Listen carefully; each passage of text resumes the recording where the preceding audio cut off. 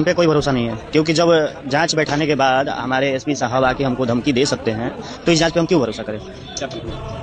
यही कि ये सब बंद कर दो आप, नहीं तो आपको भी वही हश्र होगा, आपकी भाई की तरह मार दिया जाएगा, आपको भी, आपके परिवार वाले को भी मार दिया जाएगा। ये परसों रात की बात है, 11 बजे जब हमारे घर पे आए थे तो आपका भी वही हस्ल होगा, आपका भी वही हस्ल होगा। इस भाई का वीडियो में देख लिए कि क्या बयान था कि आपका भी वही हस्ल होगा। एसपी सर ने ऐसा क्या बयान दे दिया कि जो भरत तिवारी के भाई जो इतना भड़के और डरे हुए दिख रहे हैं वीडियो में।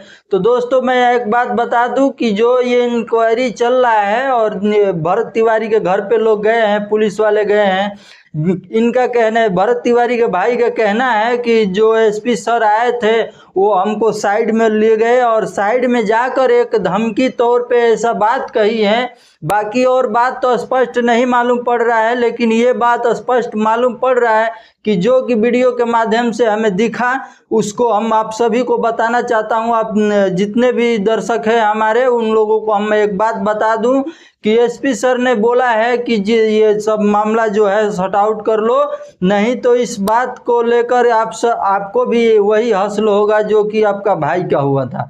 तो ये धमकी खुलेआम चल रहा है। क्या इस वीडियो में आप सभी को कैसा लग रहा है कि ये धमकी है या डराया जा रहा है या और उस्काया जा रहा है? इस वीडियो में कमेंट करके बताइए कि एसपी सर का ये बयान है वो सही है या गलत है ये, और भरत तिवारी को इंसाफ मिलना चाहिए कि नहीं मिलना चाहिए, इस बात को लेकर आप सबका क्या विचार है कमेंट बॉक्स में कमेंट करके लिखिए।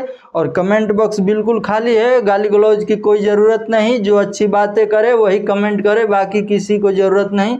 अगर आप सब अच्छे नहीं लिख सकते हैं तो खराब भी मत लिखिए प्लीज़। क्या है कि हम भी आए हैं आप सभी को बताने के लिए, हमारा कर्तव्य है कि जो निष्पक्ष बात करे और हम निष्पक्ष हमेशा बात करेंगे। और आप सभी ऐसे ही वीडियो में बने रहिए।